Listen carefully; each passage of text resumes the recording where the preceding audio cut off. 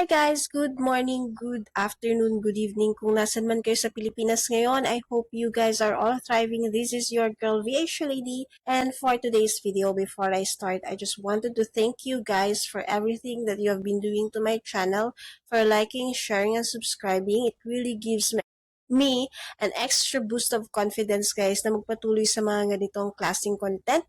And guys, my goal is to really help aspiring virtual freelancers to be inspired and to continue to grow in this industry. So guys, for today's video, my topic would be my experience working as a virtual freelancer in the trucking industry. Sa lahat ng mga nasa trucking industry dyan, saludo po tayong lahat sa inyo. You guys are all amazing and I really had for like huge admiration to you guys. So, paano ba ako nakapasok sa trucking industry? First of all guys, wala akong experience sa trucking industry. Ang tanging alam ko lang sa trucking industry is when my boss had my two co-employees be trained kasi nag-dive in din sa trucking industry yung boss ko. So, sa full-time ha. So, nagkaroon ng like training dun sa mga dalawa kong ka-workmate.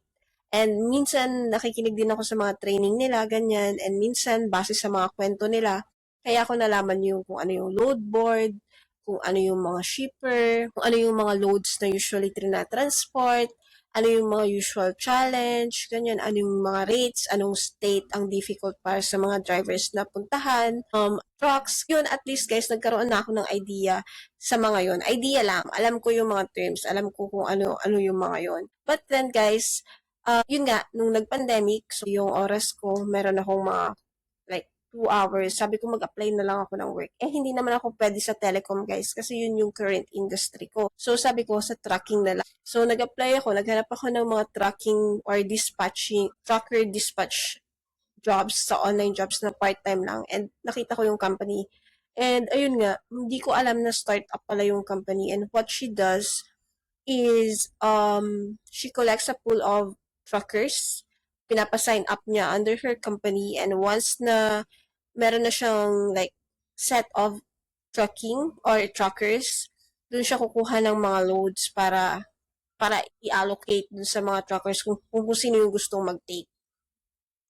And guys, since it's a startup, lahat nung nag-build nung kanyang presence online. So, first of all, ginawan ko siya ng Facebook page, gumawa ako ng mga marketing materials, logos meron na siya. Tapos, ang pinaka-main ko is para magpa-sign up ako ng mga drivers. May website kasi before na doon mo makikita lahat ng list of new carriers no sa US. So naghahanap ako doon, tinatawagan ko sila isa-isa, tinatanong ko kung anong kailangan nilang loads, kung saan-saan usually yung mga route nila, ano yung mga usually na kinukuha nilang loads, ilan yung rate nila. So bilang hindi ako magaling sa pagko-cold call, medyo nahirapan ako guys. Grabe guys, lagi kong memorize yung script ko. Pero minsan may mga script kasi guys na kapag kunwari alam mo na yung script mo, then yung conversation flow is hindi ganun. Parang malolost ka pa din. So yung mga first week ko talaga, nire-record ko yung sarili ko kung paano ko i-approach yung call. Kahit paulit-ulit na ako dun sa script ko guys. And kapag tumatawag ako, hindi pa rin nawawala yung lagi akong kinakabahan. Minsan parang ayaw ko lang i-pick up yung phone. Pero guys, it's such a wonderful experience kasi natuto akong i-overcome yung, alam niyo yun, yung fear ko. And alam ko na, dahil nakapagpa-sign up naman ako guys, alam ko na I was able to, do the job.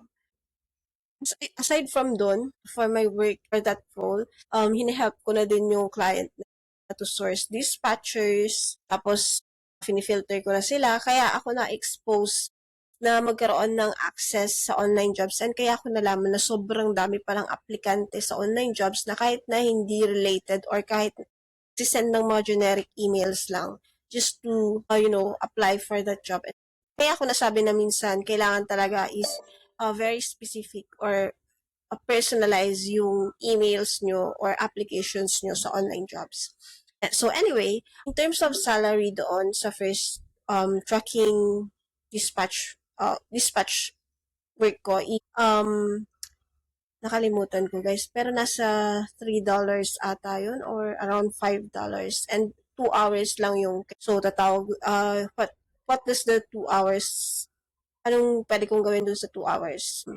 Magsiset up guys, ganyan, magsiset up ng mga marketing materials niya, cold calls na, tapos isi-send ko lahat ng mga natawagan ko within the day sa kanya, anong result, ganon. Next, ang ginagamit naming tools before is yung open call ba yon? Parang yon, open call ata yon to call um, the clients sa States, sa US.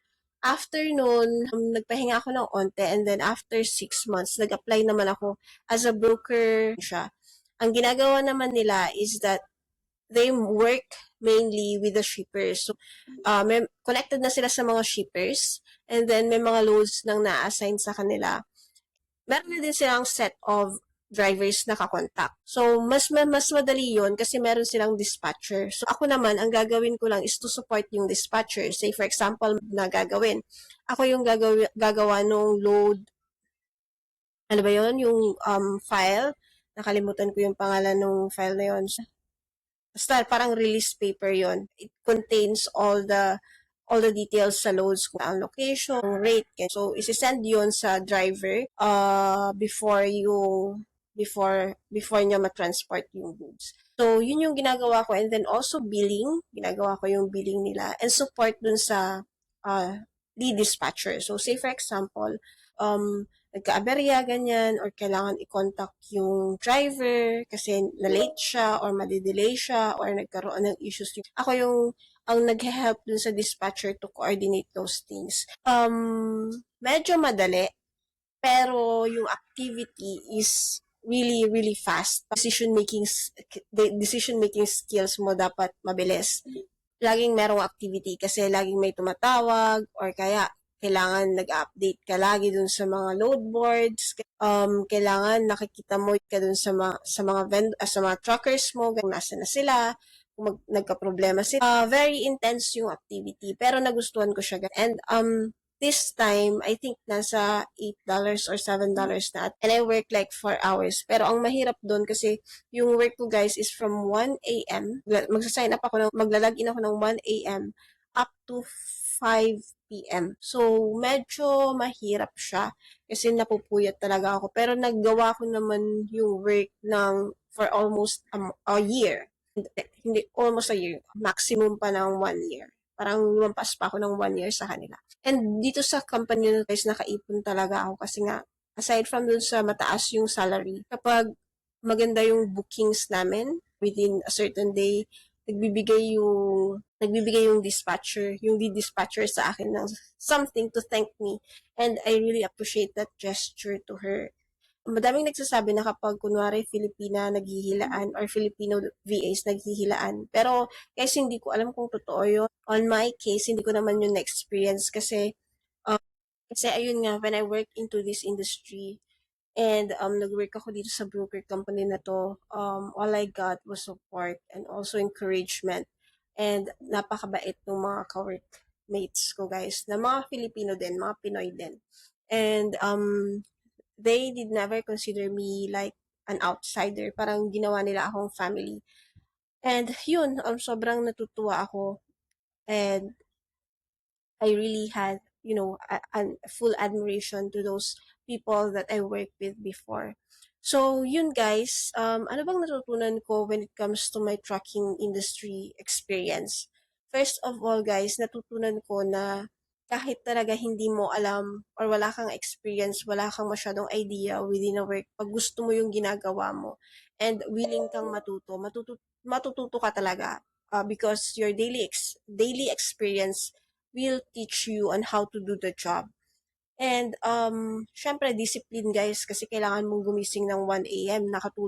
Minsan natutulog ako ng mga around 11 a.m. guys, and kailangan kong mag-alarm ng 1 a.m. ganyan. And then matutulog ulit ako ng 5 a.m. ganyan. So, medyo mahirap siya health-wise. Pero, kaya naman guys. Basta, marunong lang dapat kayo mag-time management. Ano pa ba? There are many industries that you can, you know, work on when it comes to virtual freelancing. Uh, the the the opportunities are, sky's the limit, kumbaga. So, anyway, yun yung naging experience ko sa trucking industry. So far, okay naman. I am not sure kung kumusta na ang trucking industry ngayon, especially the gasoline has the gasoline rate has been high. Pero yeah, sa mga nasa trucking industry dyan, please update us, please comment below kung kumusta na ang trucking industry ngayon, anong mga recent or latest experiences nyo towards this industry. Para naman ma-inspire natin yung mga fellow virtual freelancers natin or aspiring virtual freelancers to check in this niche or in this field. So yun guys, thank you so much for tuning into my video. I hope na nakapag-share na naman ako ng bagong learnings, bagong experience through my stories, and see you on my next one.